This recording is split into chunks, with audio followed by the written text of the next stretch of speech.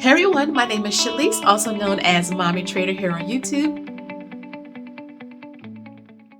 Hey guys, welcome back to the channel. If you are new around here, welcome. And if you are a returning subscriber, thank you so much for coming back. I do appreciate all of my besties, the new and the returning, for being here with me today. So today we're going to be talking about this beat inflation challenge that I have going on. I'm going to give you guys an update, and I'm going to talk to you guys about specifically some of the things on our budget that has gone up, some adjustments we have to make, and yes, for the month of June, maybe even for the foreseeable future, lowering just a smidget of the money we have allocated towards investing because things are just going up. So if you downloaded that beat inflation challenge I had available about 2 months ago or so, and it's up on the website if you want to get it, it's not expensive, but the idea behind that challenge that I created was really like, if you have a couple of dollars left from eating out, right? You budget $50 to eat out, you come under budget by $7-10 to put that money towards the beat inflation challenge, so that way you can kind of get ahead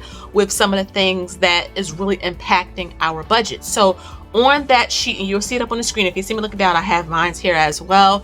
You have like a column for investing, a column for saving, a column for debt, and a column to give to others or to pay it forward. And so the idea behind the saving portion, and I wanted to explain this because I got a couple of questions about it before I go into like how inflation is really impacting our budget.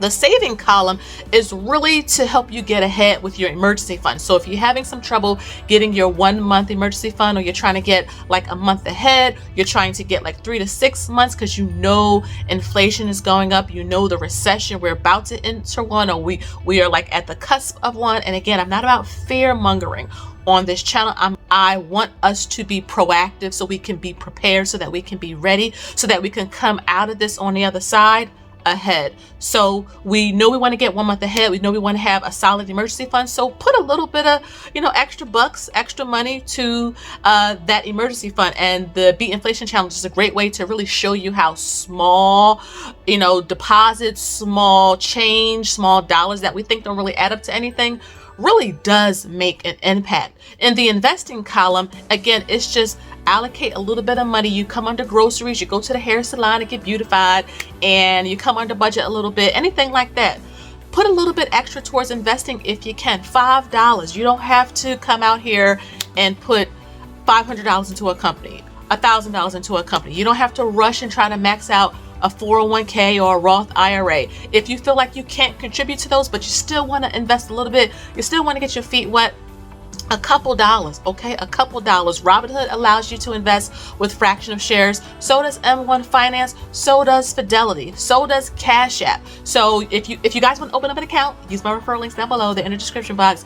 But again, $5, $10. It doesn't have to be a whole lot to get you started on that road to investing, because really it's the best way. I know the markets are down right now, but remember, millionaires are made in moments like this. When most people are selling, the people with the big bucks, the Warren Buffetts, they're buying. And so again, not financial advice, but if you believe in what you're buying, just hold it and you will be fine. Even if it's $5 worth of Tesla, $10 worth of Amazon, $30 worth of Dollar Tree, a gain is a gain in my book, especially if the company pays a dividend.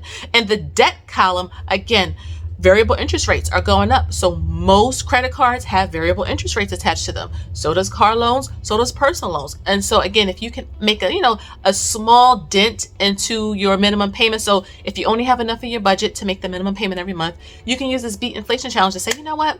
I came under a little bit, a smidget, a couple dollars. So I'm going to put these couple of dollars into the debt column of this beat inflation challenge, so that I can maybe make, like a $30 extra payment to my credit card, so I can get ahead of the minimum payment, and so that I can get this balance down, so I'm not paying the absorbent amount of interest that the government is, going to hike the interest rates. And then the last column is giving. And I put this here for several reasons. Number one, because there's a lot of people out there that want to be able to save or invest, or maybe make an extra payment towards their debt and can't. They're on fixed incomes.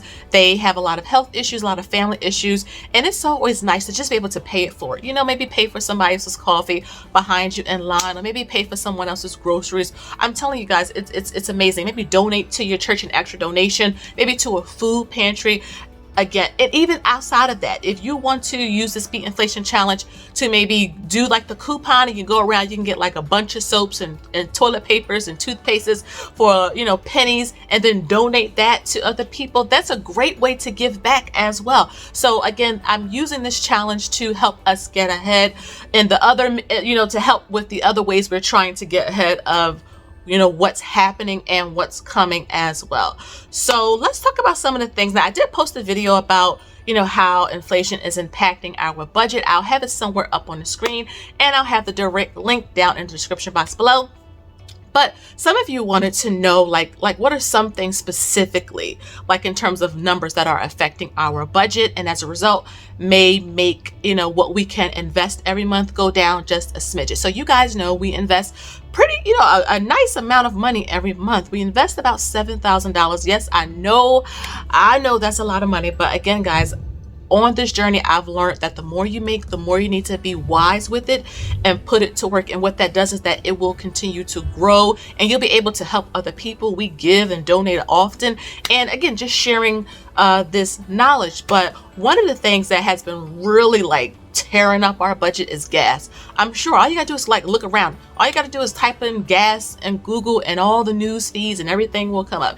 Gas is impacting a lot of people. Our gas right now is $5 a gallon. $5. And my husband's car, he takes premium gas. So I don't know if any of you have premium gas, if your cars take them, or your spouses or people that you know, but they are getting like the worst of it right now, because my husband pays like $5.89 for a gallon of premium gas, and it's really crazy. And yeah, we could get, you know, a Tesla or something, but even the prices on those is going up, and now they are increasing the prices at the charging station. So again, it's really impacting all of us. And one of the things that I've been doing to kind of, so just real quick, our gas budget used to be about $175. I don't really go a lot of places. I take the kids to school, things like that. I'll go out to Target or something like that.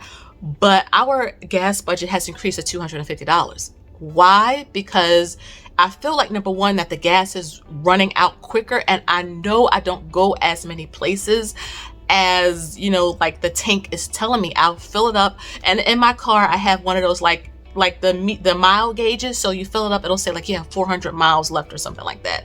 And I'm telling you guys, I will go somewhere 5 minutes away and it'll drop by like 20 miles, and I know I did not go 20 miles that quickly, and I feel like maybe it's diluted, or I don't know what it is, but it's running out faster, and I'm headed back to the gas station often. And so, you know, it takes me about $80 to fill up the tank. I have a minivan on average. And so, you know, thank goodness my husband works from home, because he would get gas every week, and I know our gas budget would easily be like $400 because his car takes premium gas. So yes, our gas budget increased about, you know, $75 to $100, give or take. And we're going into the summer, so I'm preparing myself by combining my trips. So instead of going to like just the grocery store, or just to the pharmacy, or just to Target, I really try to schedule my days to do all my running, if that makes sense to you guys. So I schedule to be out for most of the day so I can do everything at once, versus coming home on a Monday, then I gotta go back out on a Tuesday, then I gotta go back out on a Thursday. It wastes a lot of time and gas, and I actually kind of like doing all my running in one day, if that makes sense to you guys.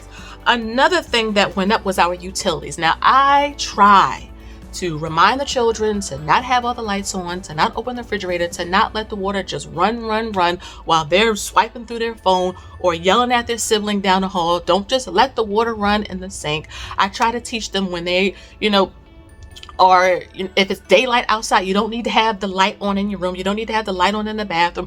You don't need to have all the lights on downstairs, okay? It's summertime. It doesn't get dark until 8 o'clock. Really try to, you know, keep the utility usage down, but it's only so much I can do. The water bill went up by $50. The electric bill actually is not as bad because we don't have gas heat, we have electric heat. So that went up about $100 as well. But utilities about, you know, $175 to $200 it's gone up. Coming down to groceries, I mean, like, do I need to say more? Eggs, rice, milk, you know, the usual cheap stuff like pasta, things like that, flour, sugar have all gone up, and the packaging have gotten smaller. So there's something called shrinkflation. Basically what that means is that they're lowering the amount that you get, the quantity in packages, but increasing the prices. So the store brand sugar that I would buy Used to be five pounds. Now it's 4 pounds, and the price is higher for store brand sugar. Like, it's insane, but everything is going up. So I try to get things when it's on sale. I try to keep a stock pantry because, you know, you never know, right? And so our grocery budget used to be easily $550. That was like my magic number, $550. It is now $800 a month. There are certain things that my husband cannot have. He cannot have anything citrus related. No tomatoes, no lemon, no grape, no nothing like that. So there's things like ginger ale, Canada Dry ginger ale. I buy him whether it's on sale or not. Y'all already know, if you got older people in your family, they tell you that stuff works, and I'm a believer. I don't know how, but the ginger ale works, okay? So I always keep that in the house. But $800 for a family of 5 every month. Groceries. I try to use the coupons and all of that stuff. And what helps me a lot is like the reward app. So Fetch. So a lot of you probably have heard of Fetch. I have my referral link down in the description box, but you can not only scan grocery receipts in Fetch and in Ibotta, which is down below as well, but you can scan like in Fetch bank receipts, gas receipts. When I go to the dealer to get work done on a car, I scan the receipt as well. Again, while I'm sitting in the car, turning the air on, fixing my mirror, getting my shades on, I take an extra 10 seconds, pull out my receipt, pull the apps up on the phone so I can get my points, so I can get a free gift card to somewhere like Amazon, the grocery store, gas, things like that. Every little bit helps. So I use those apps, Fetch, Rakuten, Ibotta, all of those good things, because look, a penny saved is a penny earned, and we all see it going up. And the last thing that went up in our budget is vacation. Now, y'all know we save hard, we invest hard, but we also play hard. And the flights. So the flights from where I live going to, let's say, Orlando. So I booked our flights to FinCon, right? And I've never paid, in all the years I've been going back and forth to Florida, more than like $250 a person, and that's going at like a peak season. Now going in September, which is traditionally like a cheaper time to go to Orlando, the tickets were $396. I was thinking, what in the world? But my husband was like, yeah, the price of fuel, there's a shortage with staff, the airlines see the demand is there. So I just couldn't believe it. But again, because my husband has a lot of miles and stuff, it helped to, you know, soften the blow. But still, like $400 when I'm used to paying no more than $250 max. But again, our budget went up for that. So all in all, in our total budget every month, our expenses have gone up about $400 to $500. And this includes the rental properties as well. So though we may on average try to invest $7,000, we have had to cut it back, like in the month of June. I know for July and for August, at least through the summer, down to $6,500. And I know y'all thinking that's still a lot, but again, I'm a numbers person. So when I see our money decrease, not because we accumulated debt or we're doing something wrong, but because we're trying to,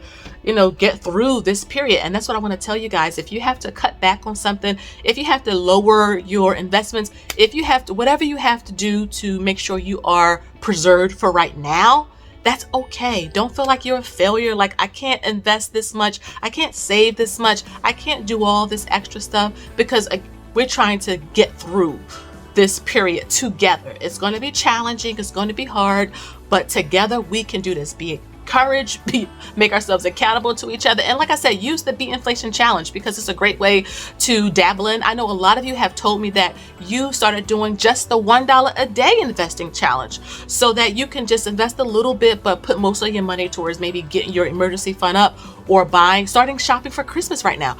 Bath and Body Works is doing their semi-annual sale. You can shop for Christmas right now. I know you got people in your family that love those candles and the wallflowers and the body wash and the hand soap. Get that stuff. Get the little, cellophane bags with a little bow that they give you for free. Put them in a closet somewhere, and you got some Christmas presents done. Okay, guys? So I hope that you enjoyed the video. You see that our budget is being, we have to adjust things where we can, but we're going to get through this. We're going to do the best we can. We're not going to be hard on ourselves.